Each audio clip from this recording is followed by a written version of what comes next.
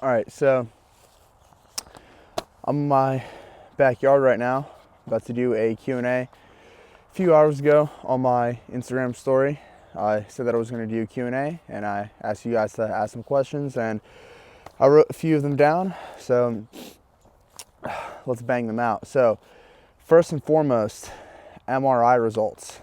I have them right here. If you guys follow me on Instagram, you'll see that I mentioned yesterday that I was going to get my MRI done. Now this is something that I've been mentioning here and there in my YouTube videos. Every time I would talk about my, lower back problems, I went to different chiropractors, different, sports massage doctors, and they all had pretty much the same diagnosis, like my hips were tilted forward a little bit, causing back problems, yada yada, do some of this, do some of that to fix it. And I was doing that, got a little bit better, but I finally decided to figure out, exactly what's going on. So I went to the MRI, laid down, they scanned the lower part of my back, and so yeah, let's read all the technical jargon that they wrote down for me. So basically, long story short, I have a few bulging discs. There's a natural lower curve in your spine that I no longer have. It's straightened out. There's some swelling in one of the discs. There's some arthrosis, which is kind of similar to arthritis, but it kind of takes some time and wear and tear to develop. And yeah, at least now I know specifically what's wrong with my back. So going forward, when I try to resolve the issue from speaking to sports massage therapists, people like that, I'll at least have factual things that are wrong with my back rather than just going off of assumption. But yeah, it was pretty disappointing to see those results, but at the same time, it was pretty relieving because, obviously it was disappointing because there's like 18 different things wrong and it sounds kind of tragic. But on the plus side, like I said, at least I know exactly what's wrong, and I'm gonna do everything it takes to fix it. I don't exactly know what that is yet, but it's probably gonna be something along the lines of not doing anything in the gym that could exacerbate any lower back pain symptoms whatsoever, being very, very strict on all my movements, finding a physical therapy routine to strengthen certain muscles, stretch certain muscles, and also finding maybe like a sports massage therapist that can help massage out, stretch certain areas of my body, like do some tissue work that I wouldn't be able to do myself to help alleviate, stress on my lower back. And apparently from speaking to a few people, they said that I could be completely symptom free if I play my cards right. But in terms of like how much the lower back can actually like heal, that really, really depends. We don't exactly know. So the moral of the story is you guys have to be careful in the gym. Again, I thought I knew what I was talking about. I thought I knew what I was doing back, my teen years in high school when I was lifting. But you just really, really, really have to be careful because I was so passionate. I was, every single day I was going in. I didn't care if there was an ache or pain. I kind of felt like if I could override that feeling, like if I could just push through that, I'm going to achieve the physique I want. Like I have to go hard, go hard, go hard.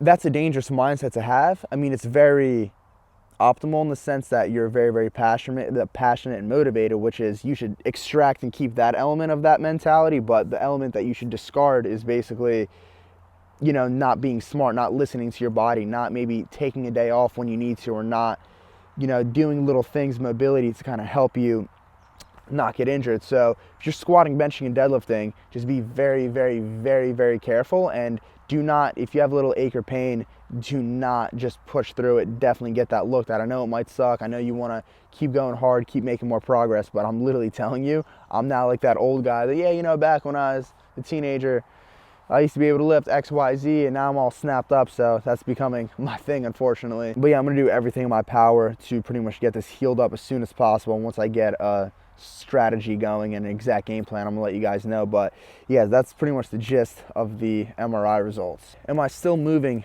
to LA? Back many, many months back, me and Dill, we were entertaining moving there. And then I don't really know what happened. We kind of decided to not really move it and wanted to stay home, chill out.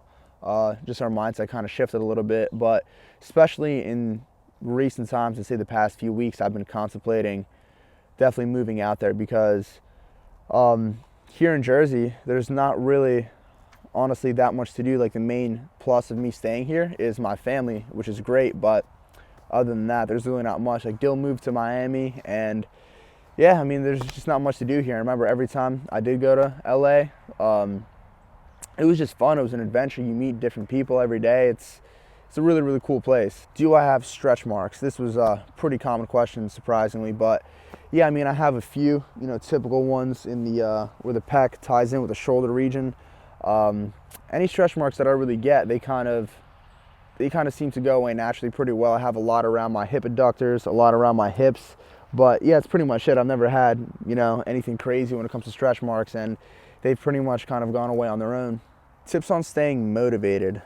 This is a pretty popular one. It pretty much is in all Q&As, and anytime I'm doing like a meet and greet event, like with Gymshark or something, like it's a very frequently asked question. And one of the things that I'll usually say if someone asks me that is that motivation is kind of a luxurious feeling that, it comes and it goes. You can't be like relying on it. Kind of comes down to discipline to actually do what you need to do.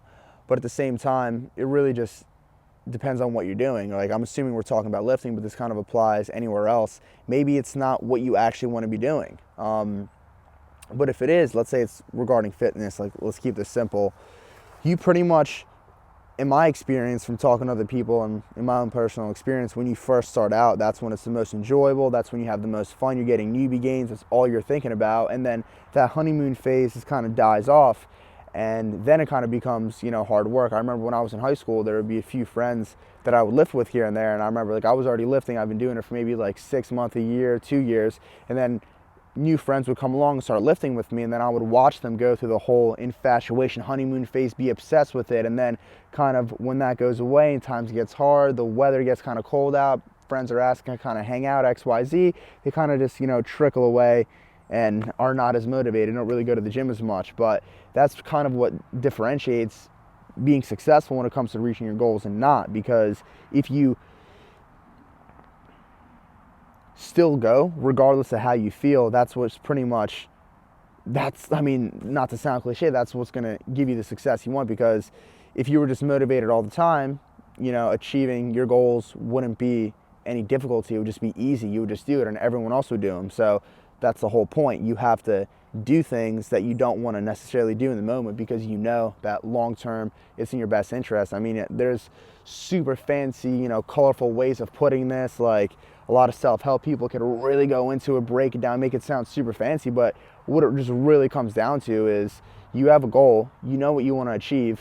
Are you going to work to get there? Are you going to do what you need to do? Or not? That's that. So you can't just go around asking, how do you stay motivated? How do you stay motivated? Really, how do you really stay motivated? You're wasting your time going down that rabbit hole trying to figure all that out and ask different people and kind of mentally masturbate on the idea. You just need to do what you need to do. When is Euphoria restocking, and when were my first thoughts to make a pre-workout?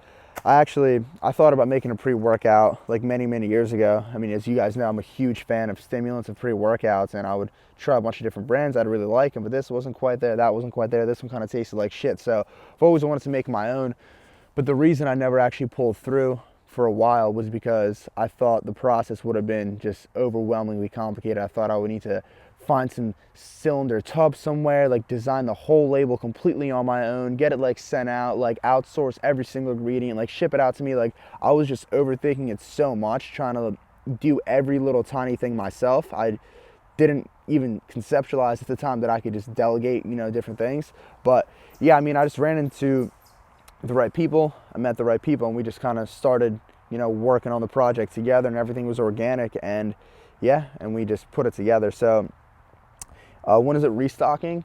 As soon as possible. The only thing holding it back from being remanufactured and sold again ASAP is the one ingredient, the caffeine co-crystals, because it's by far one of the, if not the most expensive ingredients in there, and it's pretty difficult to get nowadays because it's expensive and not really that many pre-workouts use it anymore because it's so expensive. So as soon as we can get that in, then we're going to start producing more. So at this point right now, do not quote me on this, but maybe roughly a month. Why did you start doing yoga, and what are the benefits in powerlifting / bodybuilding?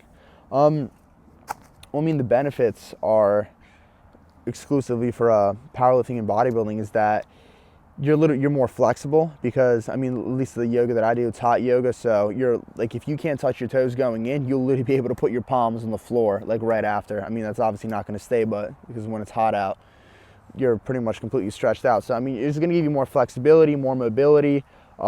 It'll strengthen small, it'll stabilize the muscles because you're in some really, funky positions for some of them that require you to stand very stably on one foot while being all crooked. So that's going to increase little stabilize the muscles that you otherwise really wouldn't when you'd be doing traditional powerlifting or bodybuilding in the gym. And why I started doing it, it was with my ex-girlfriend. She was really, really into it, and she wanted to bring me one day, and I was kind of like, no. And then eventually I just went in, and then I really started liking it, and I started going pretty much all the time. And yeah, I mean, if you guys want to try it, I definitely would recommend. It's not necessarily for everyone, but I really enjoyed it. Are you filming a 10K challenge with Dylan soon? Dylan, he's actually going to be coming home from Florida in like a week or so, and we're going to film something. We might film a challenge. I don't know if it's going to be a 10K or like a fast or something new that we come up with, but we're definitely going to make a challenge and a podcast. Oh, and speaking of the podcast, there were some questions regarding that. Like, what am I doing with that? Yes, I'm still doing the podcast. I am going to do it. I've just been kind of procrastinating doing it, and also it's like something new for me. I'm not as comfortable like in the podcast setting than I am with like YouTube vlogging, like traditionally, because I've been doing that for a while. But yeah, no, I am gonna be making more podcasts for sure. When Dylan comes down this time, we're gonna do a podcast. I already filmed the one with him, but I kind of didn't feel like posting it. I didn't even look at it or edit it yet, because for the first like 20 minutes, like we were like staring at the camera instead of, you know, speaking to each other. So that seemed kind of forced. Didn't feel like we were naturally flowing. It felt like we were performing for the camera, which is, you know, a hard thing to overcome when you're doing like a long form podcast discussion. But yeah, I mean, these are all the questions I wrote down for now. I just wanted to bang out a few of them before the sun came down completely, but might record more inside. So yeah.